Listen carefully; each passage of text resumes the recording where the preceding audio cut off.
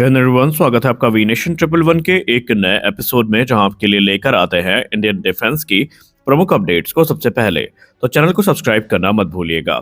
आज के अपनी अपडेट की हम शुरुआत करने वाले हैं भारत के रक्षा मंत्रालय से आई एक बड़ी अपडेट से। भारत का रक्षा मंत्रालय अब शायद जेट इंजन को लेकर गंभीर हो गया है। जी हाँ, 2026 की शुरुआत ही कुछ ऐसे अंदाज में हुई है कि डिफेंस मिनिस्ट्री की चर्चा डिफेंस के गलियारे में काफी ज्यादा हो रही है, क्योंकि भारत के रक्षा मंत्रालय ने कुछ ऐसा कर दिया है जो कि हम आमतौर पे इनसे एक्सपेक्ट नहीं करते, और वो है जेट इंजन को लेकर के एक क्लियर डेडलाइन देना। और ये जेट इंजन है हमारा कावेरी ड्राई इंजन। आइए जानते हैं पूरा मामला क्या है। दरअसल भारत का रक्षा मंत्रालय अब कावेरी इंजन प्रोग्राम को लेकर बहुत स्ट्रिक्ट हो गया है, और डिफेंस मिनिस्ट्री ने 2026 की एक फर्म डेडलाइन को सेट कर दिया है, और गैस टर्बाइन एस्टैब्लिशमेंट को ये हिदायत दी है कि इसी डेडलाइन के अंतर्गत कावेरी ड्राई इंजन का जो सर्टिफिकेशन है ये हो जाना चाहिए। और कावेरी ड्राई इंजन का सर्टिफिकेशन होना एक बहुत बड़ा माइलस्टोन होगा भारत के घातक प्रोग्राम के लिए, क्योंकि घातक की आधारशिला ही कावेरी इंजन पर आधारित होगी। क्योंकि हम सब पहले से ही जानते हैं कि कैबिनेट कमेटी ऑन सिक्योरिटी वैसे तो अभी घातक को सीसीएस अप्रूवल नहीं दे पाई है, लेकिन उस सीसीएस अप्रूवल का कोई मतलब होगा नहीं अगर इसको पावर करने के लिए हमारे पास कोई इंजन हुआ ही नहीं। क्योंकि हम सब अच्छे से जानते हैं कि घातक को पावर करने के लिए कावेरी इंजन का ही यूज किया जाना है, और कावेरी इंजन अभी तक सर्टिफाइड नहीं हो पाया है। खैर, इस पर हम आगे डिस्कस करेंगे।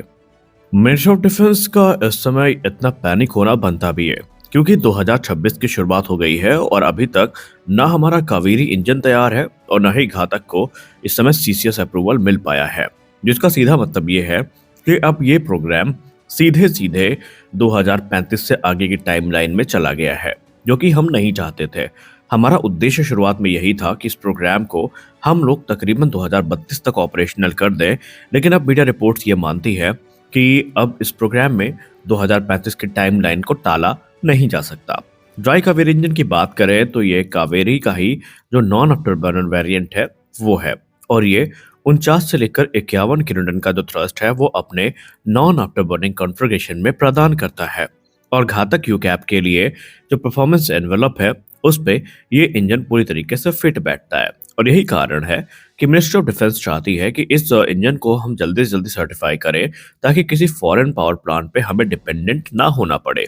मिनिस्ट्री ऑफ डिफेंस ये भी इंश्योर करना चाहती है कि ना सिर्फ इसकी रफ्तार को तेज किया जाए, बल्कि ये भी देखा जाए कि जो एयरफ्रेम में इंटीग्रेशन है उसमें भी किसी प्रकार की डिले ना हो, सिस्टम टेस्टिंग जो है डिले ना हो, और न ही फ्लाइट ट्रायल में शुरू होने से पहले कोई इश्यूज आए। यानी पहले ही सारी चीजों को रेक्टिफाई करने की हिदायत दे दी गई है। अब क्योंकि इस समय कावेरी इंजन को लेकर रक्षा मंत्रालय खुद बहुत ज्यादा इस समय गंभीर है, तो जाहिर सी बात है इसका सर्टिफिकेशन का रास्ता अब शायद हमें थोड़ा आसान दिख जाए, लेकिन शायद इतना आसान भी नहीं होने वाला है। क्योंकि लेटेस्ट जो करंट स्टेटस की रिपोर्ट आई थी कावेरी इंजन की, उसमें यह बताया गया कि अभी भी इस इंजन में तकरीबन 25 घंटे की जो टेस्टिंग है वो बाकी है, और रूस में इसको स्लॉट मिला है, लेकिन अभी तक टेस्टिंग जो है वो नहीं हो पाई है। इस समय ये जो इंजन है ये हाई एल्टीट्यूड ट्रायल से गुजर रहा है रूस में, जहां पर एक IL-76 प्लेटफॉर्म की सहायता से इसको टेस्ट किया जा रहा है और देखा जा रहा है कि इंजन की जो परफॉर्मेंस है वो सही है या नहीं। जो कैरेक्टरिस्टिक्स है उनको चेक किया जा रहा है, और रिलायबिलिटी पैरामीटर्स पे ये खरा उतर रहा है या नहीं, इसको भी यहाँ पर देखा जा रहा है। और अगर ये सारे ट्रायल सक्सेसफुली हो जाते हैं तो निसंदेह ये जो इंजन है इसको इसी वर्ष हमें सर्टिफिकेशन मिलती दिख सकती है, और ये घातक के लिए एक किसी बड़े वरदान से कम नहीं होगा। क्योंकि घातक जो कि 2029 या 2030 में रोल आउट होना है वो इसी इंजन के साथ रोल आउट होना है। कुछ रिपोर्ट ये कहती है कि अगर 2026 में भी कावेरी इंजन सर्टिफाई हो जाता है तो फिर घातक यूकैप की जो पहली उड़ान है वो हमें 2030 में या 2031 की शुरुआत में देखने को मिल जाएगी, और ये milestone basically dry Kaveri engine के सर्टिफिकेशन शेड्यूल पे ही आधारित होगा। भारत अपने एम्बिशियस प्रोग्राम को लेकर काफी गंभीर है, और भारत चाहता है कि कम से कम समय में जो इंजन सर्टिफिकेशन प्रोसेस है इसको पूरा कर लिया जाए।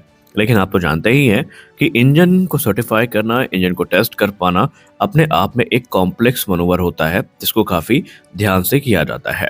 खैर, इसी के साथ ही साथ रिपोर्ट्स ये भी कहती है कि तेजस का जो लिमिटेड सीरीज वेरिएंट है उसकी भूमिका भी इस प्रोग्राम में काफी ज्यादा होने वाली है, क्योंकि मीडिया रिपोर्ट्स में ये बताया जा रहा है कि एक तरफ जहां कावेरी इंजन को सर्टिफाई करने की तैयारी रूस में शुरू है, तो वहीं एलएसपी वेरिएंट जो तेजस का है, इसमें भी कस्टमाइजेशन की तैयारियां शुरू कर दी गई हैं। इनफैक्ट कस्टमाइजेशन वर्क शुरू कर दिया गया है, क्योंकि रिपोर्ट्स बताती है कि आने वाले भविष्य में तेजस को ही इसमें टेस्ट बेड के तौर पर यूज किया जाएगा, जहां पर पहले स्टैटिक ट्रायल्स, फिर जो ग्राउंड ट्रायल्स है वो आयोजित किए जाएंगे, जिसमें हाई स्पीड और लो स्पीड टैक्सी ट्रायल्स शामिल है। और एक बार जब उन टेस्ट को सक्सेसफुली कंप्लीट कर लिया जाएगा, तो उसके बाद जो हमारा कावेरी इंजन है वो तेजस में उड़ान भरता भी नजर आ सकता है। खैर वो तो बात की बात है, लेकिन प्राइमरी जो हमारा टॉपिक है, प्राइमरी हमारा जो एम है, वो है कावेरी को सर्टिफिकेशन दिलवाना। अब बात कर लेते हैं कावेरी इंजन के फर्दर वेरिएंट को लेकर, जो अभी इंडिकेशन सामने आई है उनको, क्योंकि बीच में बहुत सारी कंफ्यूजन क्रिएट हुई कावेरी इंजन के वेरिएंट्स को लेकर के, कि इसका कोई टॉप लाइन वेरिएंट हमें देखने को मिलेगा, कोई आफ्टर बर्नर के साथ वेरिएंट देखने को मिलेगा।